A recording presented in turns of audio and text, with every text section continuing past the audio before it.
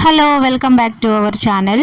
మన ఛానల్లో first time ఒక కొత్త రెసిపీ అయితే మీకు చూపించబోతున్నాను. మనకి సమ్మర్లో దొరికే ఎంతో ఇష్టమైన ఒక కొత్త రెసిపీ అయితే మీతో షేర్ చేస్తున్నా.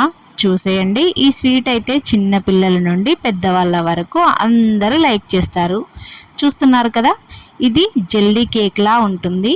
ఎప్పుడు రొటీన్గా కాకుండా ఇలా డిఫరెంట్గా రెసిపీస్ చేస్తే మీ పిల్లలు కూడా ఇష్టంగా తింటారు. దీనికి కావాల్సిన ఇంగ్రీడియంట్స్ కూడా చాలా తక్కువే. సో చేసుకునే ప్రాసెస్ కూడా చాలా సింపుల్. ఎవరైనా గెస్ట్లు ఇంటికి వచ్చినప్పుడు కానీ ఏదైనా డిఫరెంట్గా చేయాలి అనుకున్నప్పుడు కానీ ఈ స్వీట్ని తప్పకుండా ట్రై చేయొచ్చు. ఈవెన్ వంట రాని వాళ్ళు కూడా ఈజీగా చేయొచ్చండి. ఈ స్వీట్ అయితే వీడియో ఎక్కడ స్కిప్ చేయకుండా నేను చెప్పిన ప్రాసెస్లో చేస్తారు అంటే 100% ఫెయిల్ అవ్వదండి ఈ రెసిపీ. మరి ఇది ఎలా తయారు చేయాలో చూసేద్దాం పదండి. ఫస్ట్ అయితే బాగా పండిన మామిడి పండును తీసుకొని వీటిని చిన్న చిన్న ముక్కలుగా కోసుకొని మిక్సీ జార్లో వేసుకొని మెత్తగా పేస్ట్లా చేసుకోవాలి. ఈ ప్యూరీలో నేను 1 కప్ వాటర్ యాడ్ చేసుకొని మరి మిక్సీ పట్టాను. ఇలా మనకు జారుగా ఉండాలి. ఇలా గ్రైండ్ చేసిన ప్యూరీలో ఒక 1/2 కప్పు వాటర్ని పోసుకొని గ్రైండ్ చేసుకున్నాను. తర్వాత ఇందులో 1/2 కప్పు షుగర్ని వేసుకున్నాను. షుగర్ అంతా దాంట్లో కలిసిపోయేలాగా ఒకసారి బాగా కలుపుకున్నాను.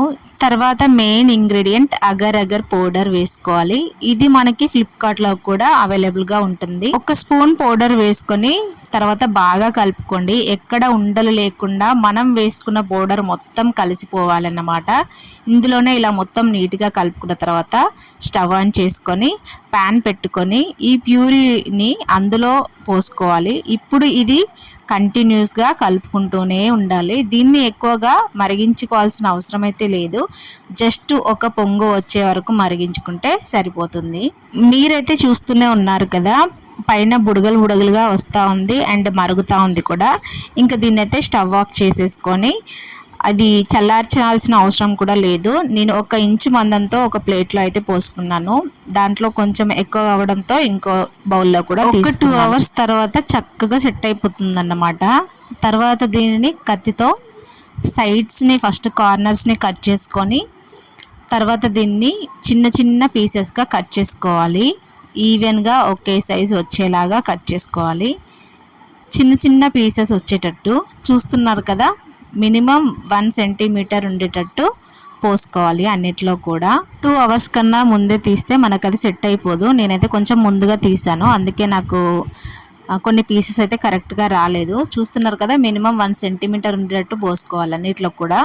ఇక్కడ చూస్తున్నారు కదా, ఇవి మనకి జెల్లీ టైప్లో ఉంటుంది అన్నమాట, సాఫ్ట్గా షైన్గా. నేను ఇలాగే మరొక కంటైనర్లో కూడా పోసి పెట్టుకున్నాను. నెక్స్ట్ ఈ చిన్న చిన్న పీసెస్ని ఒక బౌల్లోకి అయితే వేసుకున్నాను. మీరు మీ దగ్గర ఉన్న బౌల్లో తీసుకోండి. మనకి స్పాచులాతో అయితే కరెక్ట్గా వస్తాయి, నా దగ్గర అదైతే లేదు. తర్వాత మరొక గిన్నెలో 1/2 లీటర్ వరకు అయితే పాలు తీసుకున్నాను.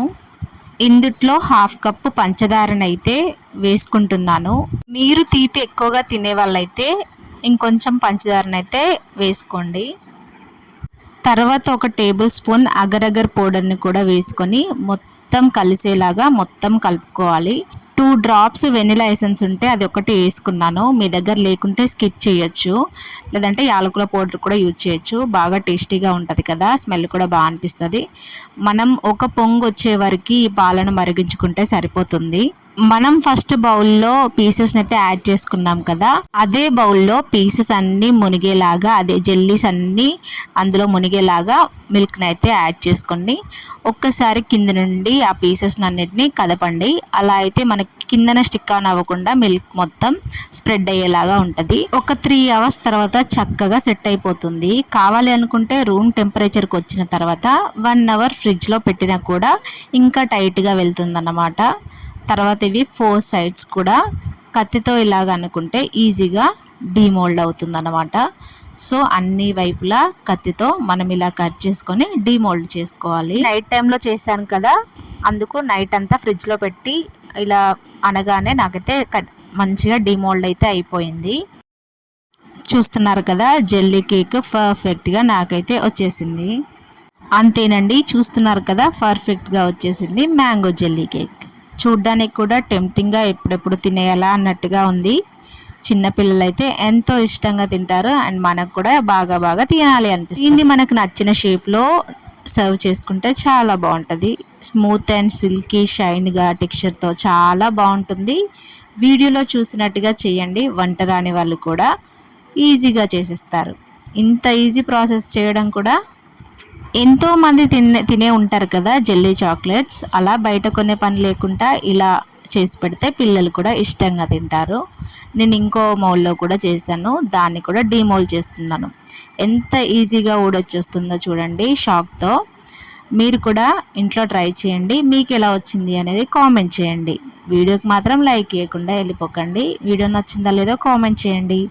అండ్ ఇంకేదైనా రెసిపీ మీకు కావాలనుకుంటే కామెంట్ సెక్షన్లో కామెంట్ చేయండి. మరొక వీడియోతో మీ ముందుకైతే వస్తాను. అంతవరకు బాయ్.